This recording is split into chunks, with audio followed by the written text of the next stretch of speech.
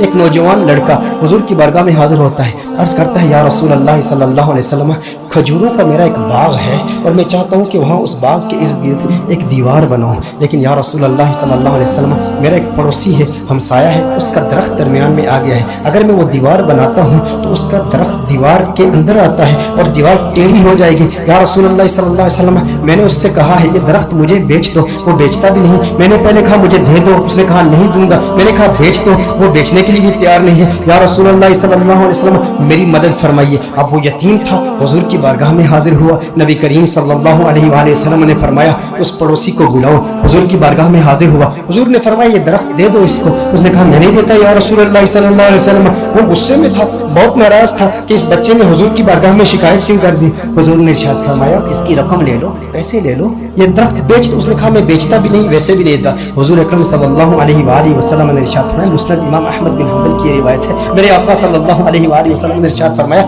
اچھا ایسا کرو کہ یہ درخت تم اس کی قیمت بھی لے لو اور اس درخت کے بدلے جنت میں ایک ایسا درخت ہوگا کہ جس کا سایہ اتنا طویل ہوگا کہ اس کے نیچے اگر 100 سال تک ایک سوار اگر سواری کرتا رہے تو اتنی طوالت ہے اس کی، اتنا سایہ ہے اس کا، وہ درخت جنت کا بھی لے لو، اس نے کہا یا رسول اللہ صلی اللہ علیہ وسلم میں قبول نہیں کرتا۔ اب وہاں پر صحابہ کرام علیہم رضوان موجود ہیں، حضرت سیدنا ابو الدحداء رضی اللہ تعالیٰ عنہ صحابی رسول موجود ہیں، عرض کرتے ہیں یا رسول اللہ صلی اللہ علیہ وسلم آقا اگر یہ درخت میں کسی طریقے سے اس سے خرید کر اس یتیم کو دے دوں تو کیا یہ آپشن میرے لیے بھی اوپن ہے کہ جنت میں مجھے بھی وہ درخت مل جائے گا؟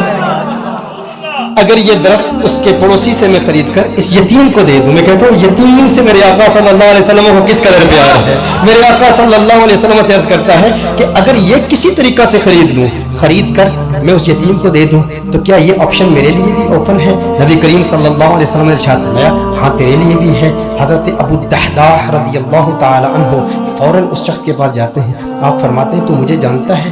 کہا جانتا ہوں، تو وہی ہے نا جس کے باغ میں 600 کھجور کے بڑے بڑے درخت ہیں، تیرا باغ اتنا مشہور ہے کہ مدینہ منورہ کے بڑے بڑے تاجر تیرے باغ کی کھجوریں کھانے کے انتظار میں رہتے ہیں، اور اس باغ کے اندر پھر اتنا بڑا محل تعمیر کیا ہوا ہے، میٹھے پانی کا کنواں ہے، تو اتنا مشہور بندہ ہے، تیرے باغ کے چرچے تو پورے مدینے میں ہیں، پورے شہر میں ہر بندہ تجھے جانتا ہے۔ اس نے کہا کہ دیکھو کہ اگر تیرے اس ایک درخت کے عوض میں تمہیں اپنے 600 کھجور کے درختوں کا باغ دے دوں تو یہ سودا قبول ہے؟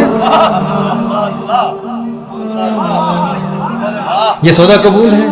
وہ حیران ہو گیا، یہ کیسے ہو سکتا ہے؟ ایک درخت اور ادھر اتنا بڑا باغ۔ ابو الدحداء کیا بات کر رہے ہو؟ کیا واقعی یہ سودا کرنا چاہتے ہو؟ ابو الدحداء رضی اللہ تعالیٰ عنہ نے فرمایا بالکل، وہ میرا پورا باغ تیرا 600 کھجور کے درخت ہیں، اس میں ایک بڑا ہی خوبصورت محل ہے اور اس کے گرد ایک بڑی نمایاں دیوار ہے جو مدینہ منورہ میں دور دور سے نظر آتی ہے۔ کہا وہ بھی تجھے دے دوں گا، وہ محل بھی تیرا، وہ ساری کھجوروں کے درخت بھی تیرے، وہ سارا باغ بھی تیرا، کس کے عوض؟ ایک درخت۔ کہا ٹھیک ہے، اور حضور کی گواہی میں یہ سودا ہوتا ہے۔ اب ابو الدحداء رضی اللہ تعالیٰ عنہ فوراً وہاں سے جاتے ہیں، اب ان کی جو زوجہ ہے وہ اس باغ کے اندر ہے، باہر سے آواز دیتے ہیں اپنی زوجہ کو، ہے ام دحداء ذرا باہر آؤ باہر آؤ، میں نے اس باغ کو بیچ دیا ہے۔ اب ام دحداء جانتی ہیں یہ بہت بڑا تاجر ہے، بہت بڑا بزنس مین ہے، خسارے کا سودا نہیں کرتا، کبھی خسارے کا سودا نہیں کرتا۔ ام دحداء نے کہا ہے وہ دحداء کیسے سودا کیا ہے؟ کہا جنت کے ایک درخت کے عوض میں نے بیچا ہے۔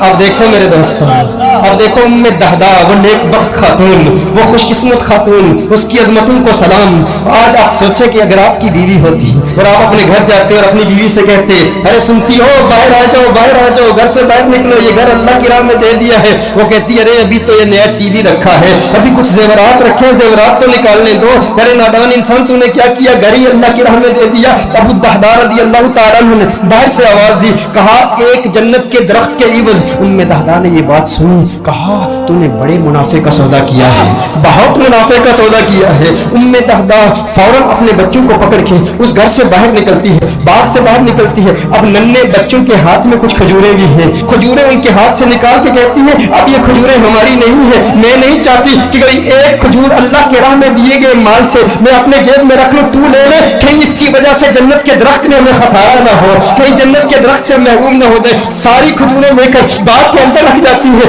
کہا کہ اس کا ایک ننھا بیٹا تھا، اس کے منہ میں ایک کھجور تھی، मुंह से खजूर निकाल कर फौरन बाग में रख दी। कहा अब इस पर हमारा कोई हक नहीं है, ये अल्लाह का माल है, अब हमने अल्लाह की राह में दे दिया है। अब इस पर उलमा के दो कौल हैं। एक मारूफ कौल की रोशनी में अर्ज करता हूँ कि अबू दहदा रज़ियल्लाहु ताला अन्हु के इस बाग के अलावा उनके पास और कोई बाग भी नहीं था, उनके पास और कोई दौलत भी नहीं थी, उनके पास और कोई माल भी नहीं था। लेकिन अबू दहदा रज़ियल्लाहु ताला अन्हु हुजूर की बारगाह में फिर हाजिर होते हैं, अर्ज करते हैं या रसूल अल्लाह सल्लल्लाहु अलैहि वसल्लम, आका ये सौदा पक्का है ना, आका ये सौदा पक्का है ना। नबी करीम सल्लल्लाहु अलैहि वसल्लम खुश हो जाते हैं और हुजूर खुश होकर फरमाते हैं कम मिन इज़्किन रदाहिन लि अबी दहदा फिल जन्नह, कम मिन इज़्किन रदाहिन लि अबी दहदा फिल जन्नह, कम मिन इज़्किन रदाहिन लि अबी दहदा फिल जन्नह। रावी कहता है हुजूर बार बार पढ़ ले, मुसलसल पढ़ ले, मुसलसल ये जुमले कह रहे हैं अबू दहदा तेरे लिए जन्नत में कितने दरख्तों की, कितनी टहनियों पे कितनी खजूरें,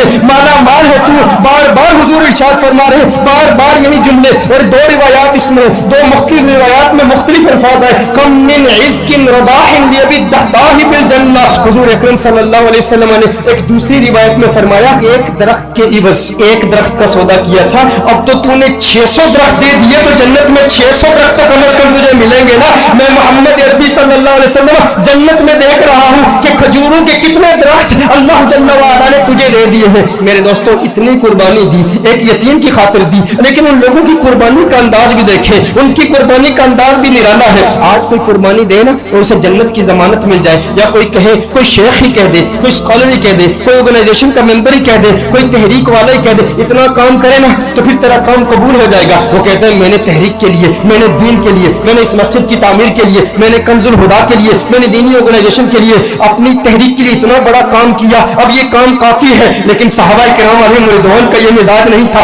अबू दहदा के लिए मेरे आका नारे लगा रहे हैं, बार बार फरमा रहे हैं अरे कितनी खजूर है, मैं देख रहा हूँ जन्नत में ये सारे तेरे हैं। बार बार इरशाद फरमा रहे हैं भाई जितने इतनी तसल्ली मिल जाए और लिसाने मुस्तफा से मिल जाए, आका की जुबान से मिल जाए, उसकी किस्मत किस उरूज पर होगी। लेकिन फिर ये वही अबू दहदा है, उसके बाद भी मेहनत करते रहे। ग़ज़वाए उहद में जब दुश्मनों ने हुजूर पर हमला किया, अबू दहदा अपने सीने पर उन तीरों को बर्दाश्त कर रहे हैं और मेरे आका के कदमों में शहीद हो जाते हैं। और ग़ज़वाए उहद के बाद मेरे आका ने तलाश किया, कहा मेरा अबू दहदा मुझे दिखाओ। अरे वो खजूरों वाला मेरे आका अबू दहदा को देखते हैं और देख के मुस्कुराते हैं और मुस्कुरा के फिर फरमाते हैं कम मिन इज़्किन रदाहिन लि अबी दहदा फिल जन्नह। अबू दहदा जन्नत में खजूरें ही खजूरें, खजूरों के दरख्त। मेरे आका खुश होके उसकी हौसला अफजाई फरमा रहे हैं। मैं कहता हूँ कैसा खुशबख्त है जिसने हुजूर की जात के लिए, हुजूर की जान की तहफ़्फ़ुज़ के लिए अपनी जान दे दी।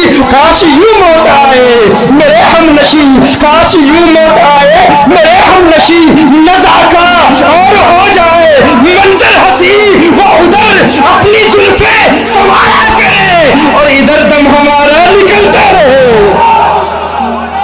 हुजूर की जुल्फों का असीर, हुजूर की जुल्फों को देखता हुआ इस दुनिया से चला गया। दिल में, जिगर में, आंख में बस तू ही तू रहे, इसके सिवा न दिल में कोई आरज़ू रहे।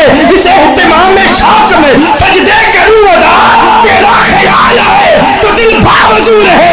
और जन्नत मेरे नसीब की वाइस को बख्श दे, मेरे कफन में गैस में जाना की भूल रहे।